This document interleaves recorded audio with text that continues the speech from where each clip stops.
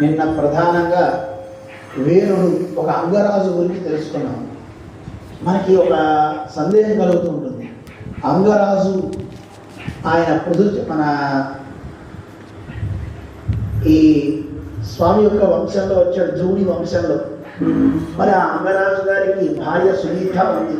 నేను మనం చెప్పుకున్నాం కదా, ఆయన యజ్ఞం చేస్తున్నాడు, దేవతలు హవిస్సు తీసుకోరారు. ఎందుకు కారణం అంటే సంతానం లేదన్నారు. సంతానం కోసం యజ్ఞం చేశాడమండి వాడు చెప్తే. అప్పుడు యజ్ఞంలోంచి దేవత వచ్చింది, ప్రసాదం ఇచ్చింది. కానీ పుట్టినవాడు ఎవరు పుట్టాడు? ఒక పిల్లవాడు పుట్టాడు, కానీ వాడికి భక్తి లేదు, సర్వం నేనే అంటాడు. తండ్రి వాడి ఆగడాన్ని తట్టుకోలేక వాడు చేసే పిచ్చి పనులు చూసి జనాలంతా తిడుతుంటే ఆ తండ్రి గారు రాజ్యాన్ని వెళ్ళిపోయాడు.